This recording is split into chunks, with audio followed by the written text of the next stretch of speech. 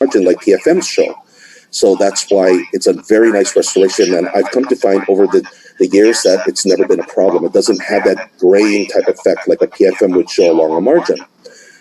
The other thing is that there's no known zirconia allergies, and it bonds the teeth well. And I'm gonna explain to you how I bond this very predictably in a few minutes, okay? And again, like I said, it's metal free. The disadvantages, and this relates more to the past, is that crowns did fall off in the past. And remember, I started using this 14 years ago, and we didn't have any primers back then. We didn't have the primers that we have now, you know, we were still trying to sort out, what do you use in here to bond? And there was nothing. And so they would use things like silane coupling agents, and they would do what we call tribochemical type of micro etching, and that didn't really work out that well. And ultimately, crowns would come off, and the cement, interestingly, was always on the tooth. So it was always bonded to the tooth, but there was nothing in the crown. That tells you the failure, the catastrophic failure point was the juncture between the zirconia and the luting resin. So that's the part that has been researched. And I'm going to share with you that we do have products that really work out well. Now, the other thing is you can't do a lot of grinding on the internal intaglio surface because you'll weaken that core, you know, that tetragonal core. So that's why be careful. You don't want to be doing too much of that. Was a problem, and I will tell you what my solutions are for that. And especially, you know, the connectors, like I say, you know, because if you want to make it look aesthetic and you don't want to have that white showing through, then having to, you know, sometimes the technician will make the connectors and bridges very narrow. That can lead to fractures, okay? So this here is an interesting picture because you can see how in a cross section, if the porcelain is not start my video, it's asking me to start my video. Yeah, yeah, you can do that. You can do that. No, I can't even use my arrow. All right, okay. Can you do that for me, or take that? Okay, so I'll continue on. Go on. And so, but I can't forward because that window is still on. Oh, all right, okay. Let me support of the porcelain because that is important, so you don't have the porcelain chipping. Okay. Now, tooth preparation. Tooth preparation is important, and I'll tell you through just my perspective. You know, when you know, because through the course of time, we have been less into traditional because of the adhesive resolution, right? And so, because of that, people are doing more of these TP type shapes, or not having the return of preference that we are used to when we learn at dental school through prosthodontics. So, but here's this thing called zirconia. And zirconia, you gotta, when it comes to tooth preparation, you have to treat it like a PFM prep, okay? And then I'll tell you the reasons, because you don't want to rely upon the bonding. Even though the bonding is better now, the thing is that I never like to just rely upon it. So my recommendation is 6 to 8 degree taper. So if you're doing a full contoured, which is just solid porcelain, a full contoured solid zirconia, excuse me, then 1 millimeter prep should be sufficient. But doing a porcelain layer, then definitely 1.5 millimeter axis reduction and 1.5 millimeter occlusal reduction. Now that's very important, because if you, you know, one of the reasons why failures occur is because there's not enough occlusal reduction, which leads to then having to adjust it, and then you start to perforate it, and when you perforate it, you cause the cracking in the core material, which then only leads to catastrophic failure. Modified chamfer or chamfer, because you don't have to go to a butt joint because of you know, again, you're not having to deal with some sort of a porcelain shoulder type of preparation. And then for me, again, the need for mechanical retention and resistance form. Okay, very important. I'm treating this like a PFM because I want for me to be able to keep this on the tooth as long as possible. You want to have these, the principles of crown, of prosthodontics, plus then what we're going to talk about with regard to adhesives and sharp line angles. Okay, all right. So, again, the reason for the chamfer is because you need to have enough for the core as well as for the layered porcelain. All right. Now, the question is, when you look at a case like this, will you have the gray show through on a custom implant abutment? So, one of the premolars you can see is a custom metal implant abutment. The one on the left is just a regular prep. Okay. So the answer is when you're using lava, because you're using the opaque core, not the translucent, the opaque core, what you'll have is a good blockout. So you don't have to worry about it, okay? But you have to have the right amount of reduction for it. So that's the nice thing about these lava type restorations, where it's porcelain layered on the solid, opaque type of core. And it's also good because different have different thicknesses with this, and so having to be sure that you have still the same aesthetic outcome, it's very consistent, when it's done well by a technician. So you can see here how how I'm going about restoring these two teeth, but the outcome looks very good. You want to, especially, for implant type restorations, you want to be sure you extend the contours so that you're supporting the papilliforms, okay? Just like that. Now, here's the interesting thing, because remember, I've been doing this for 14 years, and so one of the things that I ran into problems, okay, and it started to happen more frequently, especially in heavy occluders, was with having to have the ceramic overlay fracture over second molars. And it only happened on second molars, and it was always the mesial marginal ridge. Okay? And it's because the load on that particular spot right there, of that second molar, would always cause an overload and a catastrophic failure, it would go beyond the sheer strength of the material.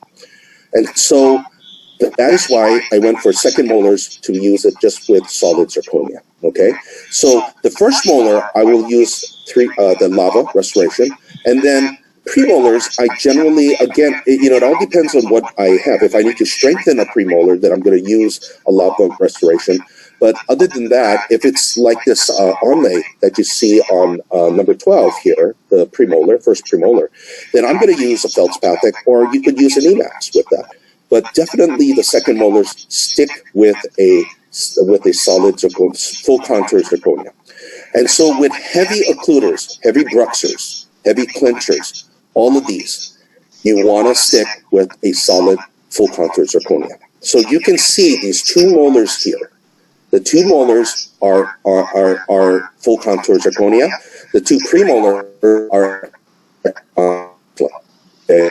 Now, you can see the difference in the depth of shade, and so that could be a problem, because look how glassy this looks and opaque, right? Because it's full contour. So that's why you need to have a good ceramist to be able to add stain correctly, because this can become a problem. Say if you have a female, and if you extend those, you use a full contour zirconia all the way through her first premolar, she may see the difference between the porcelain and the actual full contour zirconia. So be very careful. I try to avoid full contour zirconia from anything in the anterior area.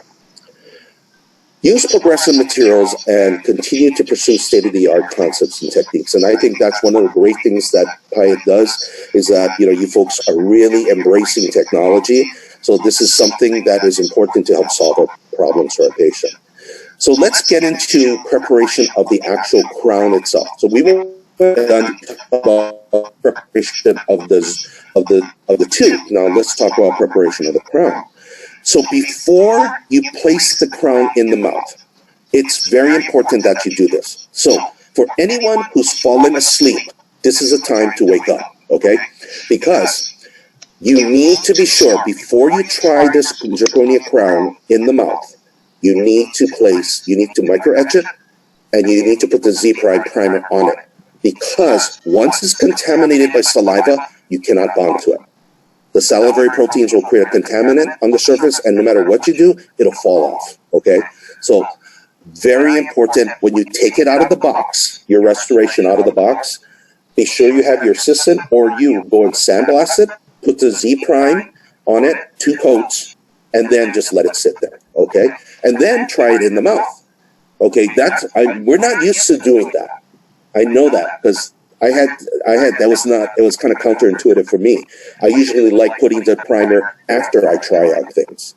But because this primer is hydrophobic, you can go ahead and try it in the mouth.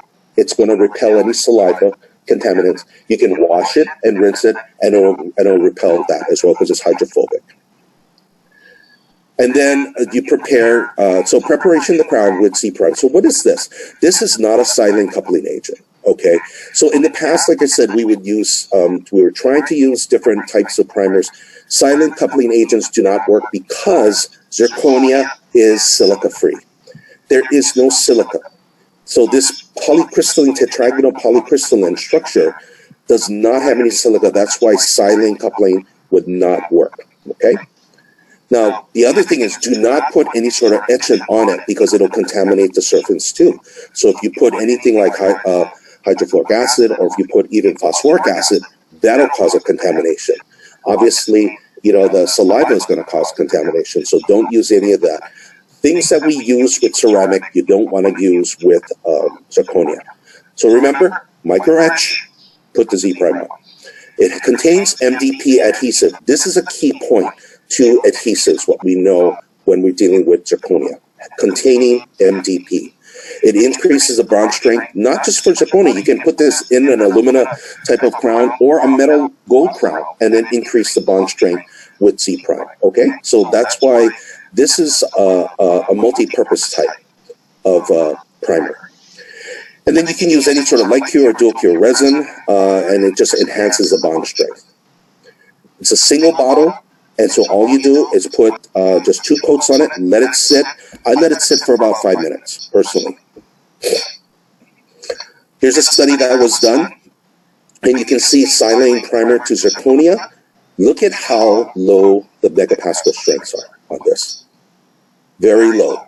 That's why do not use silane. Silane doesn't work because it's silica-free. So once again, I showed this same slide. I want to show it again. Micro etch the surface, Z prime, and then try it in the mouth. Okay, try it on the tooth because you don't want to have saliva contamination. Okay, so what if you forget to Z prime before trying on the crown? Okay, what if you forgot to do that? Let's go over what you're not out of luck yet. Okay, so this is how you decontaminate the intaglio surface of the zirconia. So now you have to go through this protocol.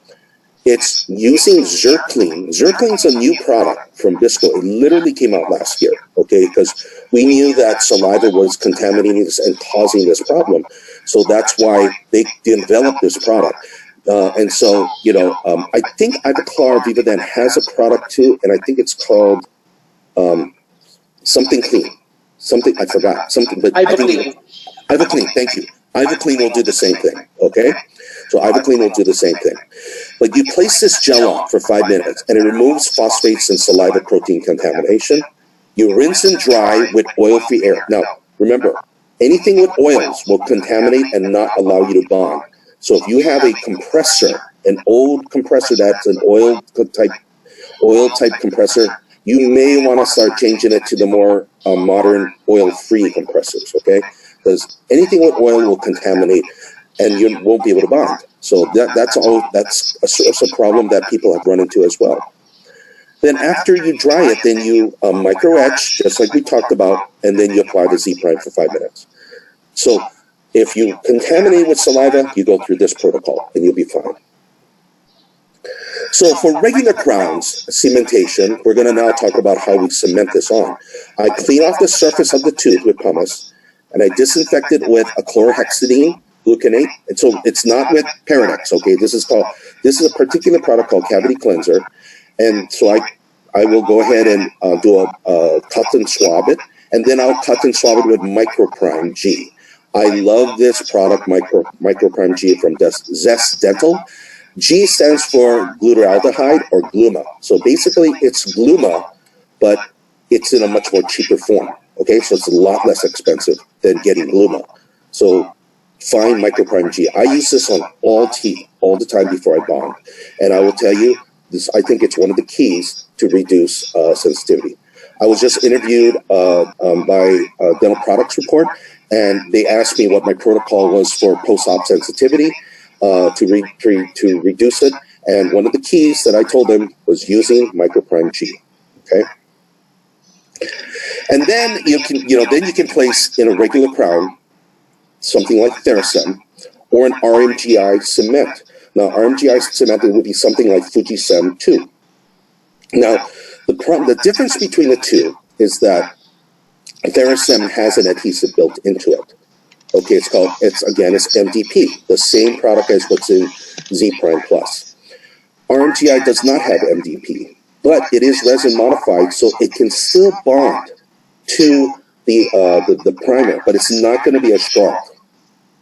I used Fujicem 2 for a long time, but I wanted to upgrade to increase my chance of having this bond strength, okay, to my zirconia. So that's why I decided, having to have what I consider to be like sibling type materials like Theracem, Theracal, Z Prime, all of those things that come from Bisco, they are sibling type products. I like it because the chemistry is very consistent. So this is placing it in.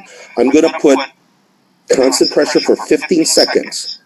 For 15 seconds, I'm going to put constant pressure, and then I'm going to tack cure it for facial, lingual, and then you're going to just peel off the excess. You see that excess that's on the side? You take your Explorer and you go right over it, and the whole thing peels right off. It's the easiest thing in the world. I'll tell you, I've never encountered a cement that comes off that quickly and that easily. That you peel it off, then you go ahead and you put your floss in between, and literally the floss will pop off all the excess in between, and then you light your all surfaces and you're done. It's that simple. Okay, that's what I love about this Theracem. This Theracem is the easiest cement that I actually use. In comparison to other what I call all-in-one type self-adhesive resin cements. Again, it contains MDP adhesive, so it bonds to the Z Prime Plus. It has high shear bond strength. It contains an acidic phosphate monomer, which improves the actual bond strength between the zirconia and then the resin bond. And then it's super simple to use. And one of the nice things, two other things, is that it increases, it starts off as an acidic pH because it's self-etching, and then it ramps up to a neutralized type of pH at 8. And one of the other things that I didn't mention here, but it also is a good characteristic, which is in this article, on the lower evidence-based article, is that it releases calcium and it releases fluoride to help protect the surface of the tooth, to increase the floor appetite. Okay, now, short preps. This is the one that we encounter, and you know that I'm a clinician because I'm talking about short preps here, and especially where do we run into problems? Right on second molars, right? So this is where I would alter how I would bond to zirconia. So let me explain. That instead of using Theracem, I'm going to be using my solution for short preps, because the short prep, you don't have the same amount of retentiveness, you don't have the same amount of resistance form on a restoration. So now you're really relying upon the bonding. So instead, I'm going to do a total etch, total bond technique. And so because I have the Z Prime, that MDP is going to bond to this dual link, which is a dual cure resin. And so it'll give me the strongest bond. So that's going to be the lutein resin, and I'm going to use All Bond Universal basically as a total bond to be able to have an adhesive on the tooth. With Theracem, you don't need to have the All Bond Universal, but with this technique here, you increase the bond strength tremendously. So cementation for short prep looks like this. I'm going to micro etch, place Z Prime, right, just like we talked about. Then I'm going to clean the prep with, like we said, the chlorhexidine gluconate and then microprime G. And then I'm going to place All-Bond Universal onto the tooth. You want to place at least 2 layers. It's an all-in-one, so it's just 1 drop, 2 layers on it, blow dry thin, and then light cure. Okay, now you prepared the tooth surface. Then I'm going to place dual link in the crown, and then I'm going to place that on the tooth. I'm going to tap the facial lingual and remove the excess. I'm going to floss the contacts, and then I'll make sure that my margins are clean. I'm going to fully cure. Now this dual link is not as viscous as the Theracem, so it's going to take a little bit of cleaning up because it's basically using a dual cure, lutein cement. So it's not as easy. But look at the bond strength that you have with dual link. It's amazing. That's how strong it is. That's why this is a solution to me. These are megapascals, by the way. This is a solution for those short clinical crowns.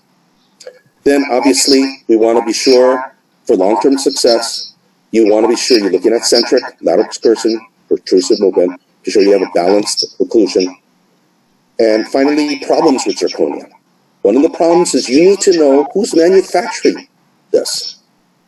Because this is one of the cases that I had in the mouth for a very short time, and look at the fracture. Okay, this is not a good result. And I had this problem with bridges breaking, and so I went to my lab, and I have a very good lab, but I think they made a mistake by going to the wrong lab and talking and using someone else's, having them mill out these cores because they didn't do the cores. And, one of the problems I've heard in America is that especially if you send it out to China, not to throw China under the bus here, because we're already, the whole COVID thing, but it's just that this was a problem, like, even like 6-7 years ago, that we did not want to have, they were not producing quality core material. Now, another problem is that people started doing zirconia veneers.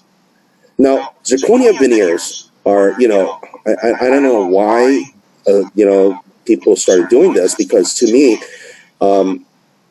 there's the adhesion, especially there's no micromechanical retention resistance form. Okay, like I said, that for zirconia, I don't use it for inlay on laser veneers. I only use it for crown forms. Okay, so that's why, and again, it's because we have better solutions for things like veneers. So don't do it just because you think you're going to be cool about it, so you're going to do zirconia veneers. It looks horrible, number one.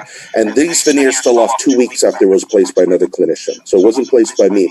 But the patient had all of these veneers in their hand in a Ziploc bag, okay? And aesthetics is horrible. So, we have better solutions for veneers. So don't use zirconia veneers, okay? It's not worth it. So it's not recommended. So at this time, I'm finished with this presentation, and I just wanted to let you know that that we're opening we have a lot of different videos on practice management and business ideas, and I'm probably going to do one in what I call the COVID recovery, for business in one of the business sections of the panpack.com. So go there. And it's free, okay? The educational videos are free, and we have a section for clinical, we have a section for practice management, and we have a section for business. And it's, the practice management is those lectures are given by my practice manager of 21 years. She's not with me. She's in Massachusetts, so bless her heart, because she's in the heart of this COVID problem. They're the second largest state with the number of infections now. So next to New York, of course, But, that's something that I'm here to try to help you. I want to help you transition. Come to my Instagram or my Facebook, and, especially if I'll sometimes put out videos of ideas that I just want to share. And so, like I said, the modern practice is not just about studying about clinical. Okay, I know a lot of you younger dentists, it's clinical, but, you want to be looking at practice management and business development. Okay. So really try to find a balanced way of approaching all of this. So again, go to pampacdental.com. And with that, I'd like to open it up for any sort of Q&A. Yes, okay. Thank you, Dr. Wynn. So Thank you, Dr. Wynn. That was very, very informative, You learned yes. so much. I'm glad. Sir, you are ready to answer questions now. Yes. Okay, so we have Dr. Oni Ariantes here. He was one of our lecturers, yeah, and he has a Do you want me question. to? Do you want me to go exit out of this? Sure. You're good. Excellent. Or because I You don't. might want to go back to some slides if you know. Oh, okay. Go ahead. Right. So Dr. Oni asked, is it safe to use monolithic zirconia for single implant restorations since it will not Absolutely. wear? Absolutely. Yes. Right. Yeah, absolutely. Yeah, especially for second molars, but make sure that the implant is really sound because that is a really hard, that monolithic restoration, that full contour is hard. But, what we don't know, okay, with these monolithic is what is the opposing natural tooth going to look like years from now. We don't know that. So that's kind of something to consider in the big mix as well, okay? Because remember, implants don't have a natural cushion like natural dentition do. Well, we call it PDL, right? Like shock absorbers. And so historically, with an implant, it was always recommended to use something that had a little more forgiveness to it, like a ceramo resin. But, the depth, so that's why now here we are in the zirconia era. And now zirconia is super hard. It's the opposite of anything that has a cushion. You see what I mean? And so it's like putting a rock on top of that implant. And so will that in fact cause excessive wear on natural dentition? We don't know that, and we don't have the evidence base to show that yet. Actually, there are questions here about the wear. So through your experience, what happened to the wear of the opposing teeth? What were the results after some time? Are you asking me that question? Yeah. Because there are questions here about that. Several. Yeah, absolutely. There's several Okay, questions. so if you're using layered porcelain on a solid zirconia core, then by using a low fusing type porcelain, which ceramics will do, then it's not an issue as it relates to having that type of let's call it a lava zirconia restoration, because then the porcelain is really the issue. And now because the porcelains are much more wear friendly with opposing dentition, that's not an issue. The real problem is, like I said, the monolithic, because it's full contour. We don't have the experience of how that would be, and especially in the site that I recommended on the second molar, because that's where you really need a lot of that strength that we won't know until down the road how that actually performs. And speaking of the second molar, there was a question also about the second molar. So would you choose another material for the second molar and not a zirconia, since you will need a full crown for zirconia? Sure, you could go to a gold restoration, Yeah. To that. But I definitely, that's when, or the other restoration that I have used with moderate success in the past, was we call it sculpture fiber core, which was a ceramo resin. So, that's maybe something, and I don't, now, again, there are other, and again, I personally don't have the experience with this, but something like a CAD-CAM type of a ceramo resin type material, like Forte by GC, I believe it's called Forte. But, that material. Ate almost there. Oh, Hi, Ate. sorry. Hi, Ate. Hello, Ate. Mabuhay. Mabuhay. Yeah. Sorry for interrupting. So that's where I would recommend possibly, going to maybe a ceramo resin. But again, if you do that, then especially, you got to watch the occlusion. So you don't want to overload that. Mm-hmm. All right. Okay. Any more? Actually, there Oh, are yeah, more. a lot. All Right, right. there's a lot. Actually, There's a Dr. lot. Malu, Dr. Malu, one of our past presidents, she was Yeah. asking because she's saying that zirconia is very heavy compared to other materials. So is there a problem with that? I mean, And will there be a her, problem with the periodontium as well? yeah, because her experience, according to her, is that when they placed the zirconia, when they selected the zirconia, it was feeling heavy in her mouth. Yeah. So do you have any experience with that? Yeah, I do. There's certain types of zirconia pores that are heavier than others. So, so I do notice that. It really depends on what your lab is using, and that's what would dictate kind of the material and yeah, but I did notice that certain materials that they use, and especially, the ones that I showed you, the two molars that had a glossy look, those appeared Yeah. heavier. As I recall, they felt heavier. But the materials that I'm now seeing at this time, I think, because it's always changing, guys. It's always changing. Manufacturers are changing. There are different formulations of zirconia. And so because of that, I don't notice it being as heavy as it used to be with that particular cases I remember. So I know what Dr. Mulu is talking about. It's just that I noticed that now it doesn't appear that way. So that might be because of the change in the type of materials that the lab's using. Yeah. Oh, Can I have a follow up question on that, Dr. Wynn? yes, This yes. is Kim, by the way. Yeah. But I know that literature states that probably zirconia might be denser than other materials. But wouldn't the strength of the material will also compensate because you don't have to reduce as much teeth as you have to before? Yes. So that would mean that you have less back. So it may come out also That's a to good point. offset the weight, right? That's a good point. Yeah, that's a very good point because I think that if you have a much more, of course, if you have much more preparation, then it's going to have more material, and like you said, the density of it can cause that type of a heaviness to it. Heaviness. Yeah. Yeah, so that could be it too. But it's just that my preps are pretty uniform. And so they're pretty uniform. So it's just that, but when I look, because I build up the tooth, so I want to be sure that I have, just a certain amount of thickness, because that's how I practice.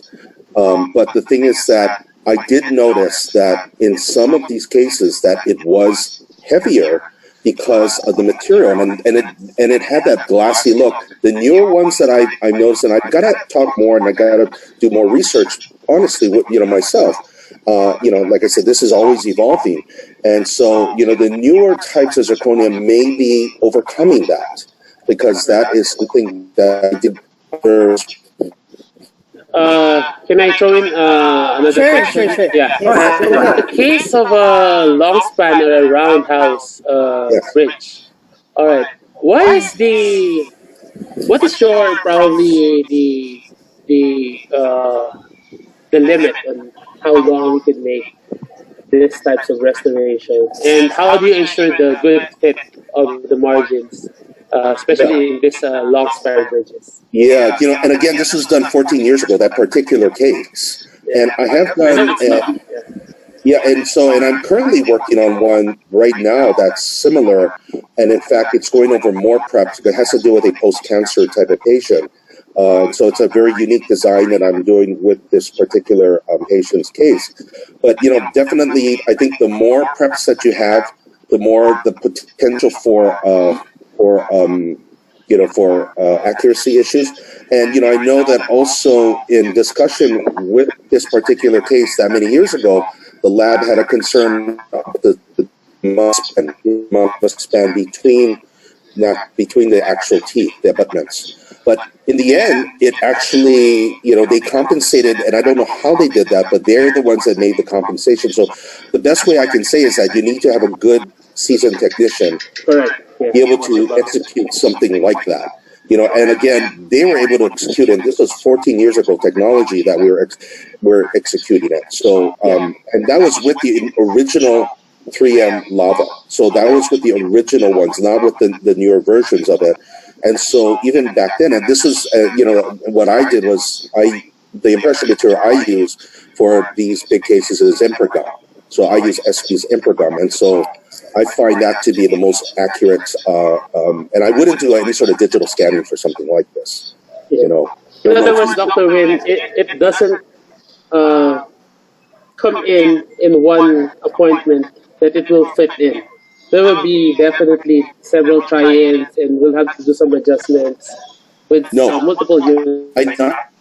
I do that. And I think part of it, I think there's two things, and I think it was the again, using the correct impression material. Yeah. In this case, being ergonomic accuracy. I mean, I've been using Ergum for over 20 years now, and it's super reliable.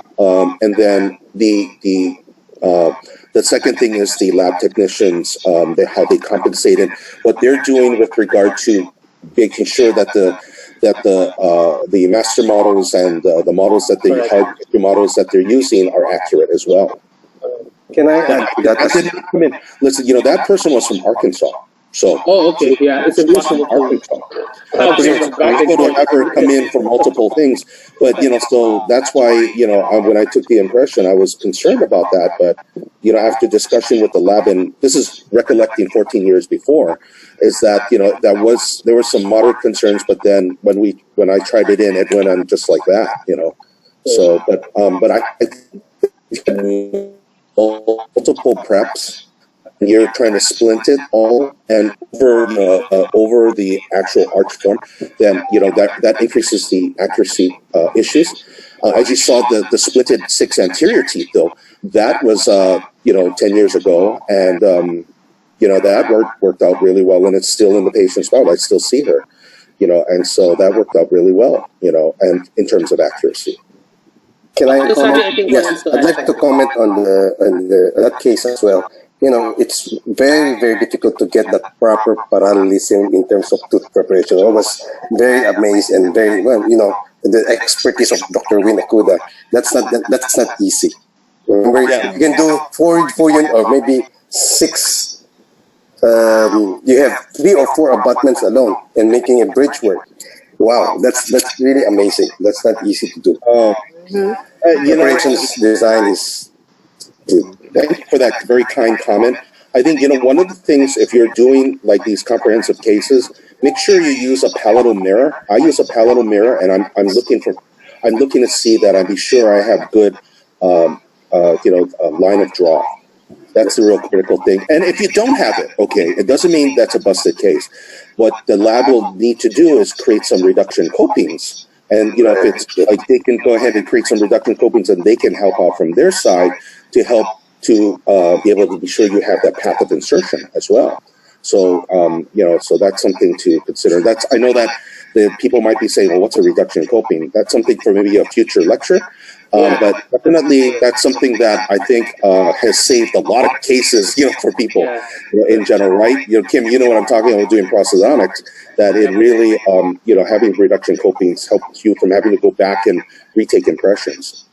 That's right. All right. Thank you, Dr. I think one question that many people would like to ask about zirconia. I know the answer to this one, but I will let you answer this one. What is the proper way, or is there any way to repair zirconia? That is a very good question. That's a very good question. I will tell you that, again, the way that, should I move this? Maybe I can move this. Okay, good. Oh, great. Actually, this is the first time I'm seeing my face. Hey, everybody.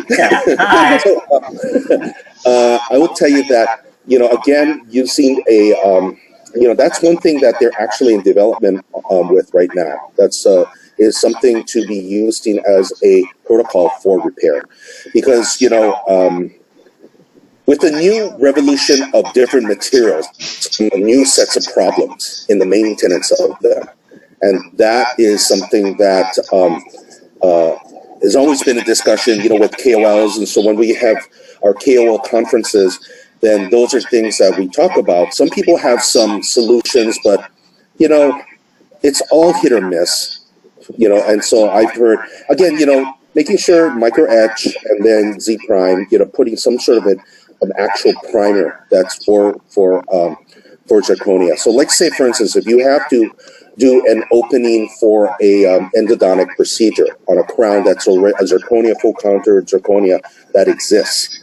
Then having to then create your access hole and then do the endodontic procedure, but then having to then seal that zirconia access hole. Then one of the things that I've done is again micro etch. I put Z prime. I leave it on there, and now I would probably put zircline just to be sure I remove any sort of contaminants, and then Z prime it, and then go ahead and build it with resin, because resin will bond to Z prime because it's MTP based. All right. So another question here would be, let me find that one. Should IDS or indirect or immediate dentin sealing also be done for zirconia preparation?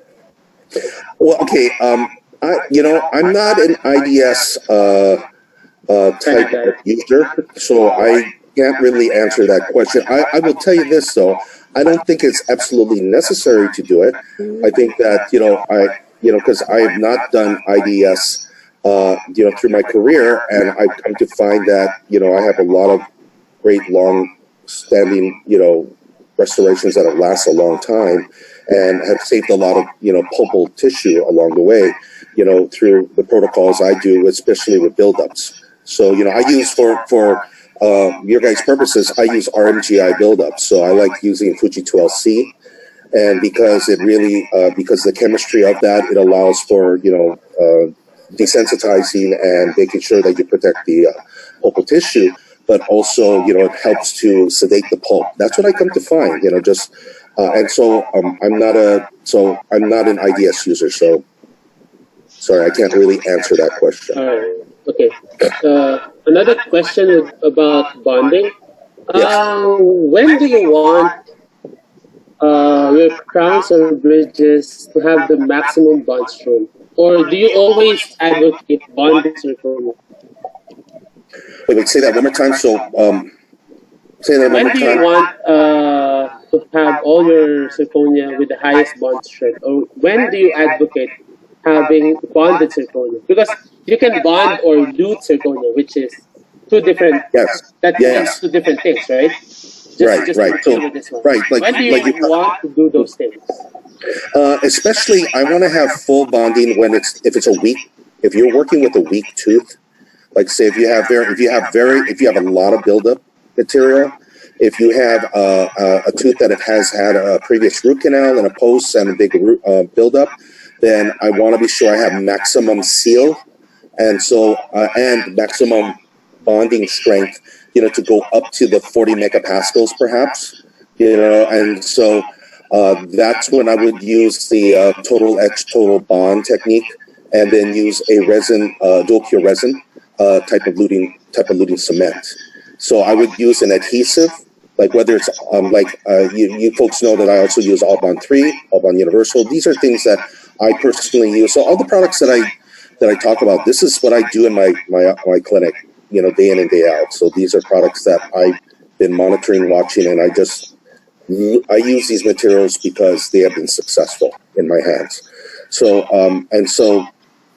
rather than an all-in-one type of luting self-adhesive resin cement like Therasem or Fuji Sem 2, I'll go to a total etch total bond technique for that. I'll also use that for short clinical crowns, as I mentioned. And so anytime you have a weak solution, a weak situation, then I would do a total etch total bond technique. Okay. Right. We have a question. Yeah, we have a question from our future lecturer, Dr. Matthew Wong. So we have to ask this one. So when you say you put 2 coats of Z prime, do you air thin the first coat? Wait a while? Then put the second coat. No, I put 2 coats on and I just let it air dry. All right. Yeah. And then I use a what's called an ADIC tooth dryer. So it's using warm air. So ADIC tooth dryer is something that has like a labyrinth, and it's basically using clean air. So it's a dedicated line that has there's no water coming through it, that line. And so I will air thin that, and because it has warm air coming out, then it allows to increase the bond strength of anything that I am using that ADEC tooth dryer with. Okay. Since zirconia is really hard, are there any alternative burrs or cutting instruments aside from zirconia cutting boards? And can you use, if such, if it's not available in your clinic, can you use your regular burrs, or do you think? Yeah, I will tell you that, I use, okay, so there are, Comet has a series, it's a purple, it is zirconia, for zirconia, but, I will tell you, I have used just regular, like for finishing, I just use a medium, porcelain finishing burr to go around that, and it works out fine. I don't think you really need anything Special for that. I don't think you need something special. Right. I think that sometimes, they'll create something because they want to create it. But I will tell you that personally, I've just used like a red stripe medium football diamond, finishing diamond, to do adjustments, and it works out perfectly fine. Correct. If I may add to that, Dr. Vin, actually, with the literature states, contrary to what we might want to think about zirconia, because it is a very tough material, rough diamond does not work well with zirconia. So what works best with this one is a medium or a light grit diamond with very light pressure. So you just let the burr do its work. It will take a while for you to cut through the zirconia, but that's the best way to do it. If you use a very rough diamond and you force your way through it, it's either you'll break your handpiece or you'll break the burr. Trust me, I had to learn it the hard way because it happened to me. Well, also, if you notice, if you put too much pressure, sparks will start to fly out. Yeah, that's right. You notice that? Because again, it's overheating. So that's why there's actual physical sparks that are formed. And so, the one thing about that means you're putting too much pressure. So I agree with you, Kim, that you want to keep, to a lighter touch.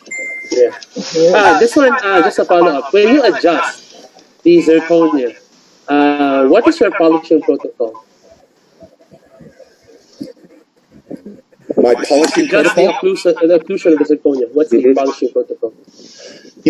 Okay, so if it is a full contour, then, there are zirconia I have, and these are from Comet that I use. And so I'm sure Brassler and Comet, they're pretty much similar types of zirconia polishers, but that specifically is what I use. But if I'm adjusting porcelain, again, this is a porcelain on zirconia, then I'm just using ceramic polishers. Correct. We just want to reiterate that if you adjust any porcelain for that matter, but most especially zirconia, you have to polish it, because if not, you're gonna create a lot of problems with the opposing. Exactly. Right. Yeah. No, that's a very good point, because you want to be sure you get the best polish, and take the time with it, because if you leave the surface rough, then it will cause damage to the opposing dentition. So correct. So I know that it seems almost maybe a little bit like preaching to the choir, or just a little bit maybe common sense, but it's just that we got to remind ourselves sometimes. You should take the time to finish the case by good, proper finishing and polishing techniques. All right. There's another question. Go ahead. I know this has been answered already, but I'll just ask it anyway. Is priming of zirconium crown, what cement do you use? Do you recommend Reliax or what is this? 3M? For zirconia crown? Yeah, for zirconia crown. Well, I mean, the one that I've been using, because Relax is a great cement. Okay, so there's no question about that. It's very benchtop cement. It's just that for zirconia, because we're dealing with a total different animal, so to say, that's why I want to use the chemistry that works together. And so that's why, and it all comes back to the primer, because I don't know of any other primers other than zirconia, because this is a specific primer for Z prime. I've heard other people say, well, yeah, you can use, this silent coupling agent. And the answer is no, you can't. For all the reasons why I explained in this webinar, is that it's silica free, so you're not going to be priming anything. And it's been tried and it's failed. And then, like I mentioned when I showed the megapascal strengths like 1.5, 1.6, megapascal. So the answer is you need a zirconia priming, and so that is a very unique product that Bisco put out. And so that's why I'm going to use the chemistry that goes along with it. Since it's MDP, then I'm going to use an MDP, I want to use an MDP adhesive, which is what's incorporated in Theracem. So that's why I utilize those, like I said earlier, as a sibling type of products, because the chemistry works together. Okay. All right. I think we have room for two All right. questions. I'm not sure. Was this already answered? How to ensure good marginal fitting when doing a long span bridge? Yeah, I think that was answered already. That was answered already. All right. So we'll do another one. What are your thoughts? Okay. Yeah, that one. All right. What are your thoughts in using a zirconia cutback versus zirconia coping in restoring anterior teeth? A zirconia cutback versus a zirconia coping. Yeah. In anterior teeth. Mm-hmm. Yeah, I think that. Okay, so when you're talking about a cutback, it's kind of similar to like an Emax cutback, right? So you're putting layers of it on there. I'm not. I will tell you that I really don't do a lot with zirconia in anterior teeth. Yeah. I've been, but so that's why I can't really answer that question. A lot of my anterior teeth, as I mentioned, are going to be. It's either going to be like a porcelain bonded feldspathic, PJC, or like even possibly a PFM. If I need strength, because I'm trying to balance the aesthetics and the correct strength factors that I need for particular teeth involved. Mm-hmm. But the one thing that be careful of again is making sure that you may want to as I mentioned, you want to have good support. If you have just a coping, then and you have a lot of unsupported porcelain, that can be a problem. So I think this question is related to probably that, that you want, and like I said, you want to be sure. And so by doing a cut much better support of the overlaying porcelain, then definitely I would be, because you'd have less chance of porcelain fracturing than having unsupported porcelain using just a coping and having a lot of porcelain layered on top of this this very small coping. I hope I answered. Does that make sense what I just said? Yeah, correct. Actually, I think with layered porcelain and zirconia with extrinsic staining. Actually, Dr. Kim, Dr. Wynn, I was about to say that as well. I never heard of a cutback. Maybe you're talking about lithium disilicate cutback. Yeah, that's what I thought. The best material. But for a zirconia for anterior, you might be doing a full build-up. That's what the term is, full build-up of ceramic on zirconia, or you're layering ceramic on zirconium, or zirconium rather. But I think who we can ask this question would be the lecturer we'll be having in a few weeks' time. Yes, That will be exactly. lecturing about. Yeah, you're having a technician come, right? Yeah, Exactly. that's That's why I'm going to ask that question too. That's why it's a series. That's why we're like a telenovela. You know what a telenovela is? It's like all our topics are in line for the next few. Got it. So they're gonna look for it. It's like a mini series stuff. Okay. Exactly. Yeah, and you were talking about feldspathic, lithium disilicate, and coming in from a clinical point of view on zirconia. Then you'll have the next one on from a laboratory technician's point of view. Yeah. So you're right. It's like a mini series. Yes. This is like the Payet mini series. Thank you. So maybe we'll keep people hanging with those questions, or so that they can just look forward to the next ones. All right. Fantastic. Okay, so yes, that's it. That's it. Thank you very much, Dr. Wynn. I hope this was helpful. I hope It this was was. helpful. It was. It was. Oh, It was that's Very good. much. very. Let me put my New York Yankee hat. Yeah, that's awesome. That is awesome there. And by the way, I did want to say, listen, I did want to say something. Can I say something? I wanted to wish Sonny, Sonny Olivia, I wanted to wish Sonny Torres Olivia a happy birthday, happy 50th birthday. Oh yeah, it's his birthday.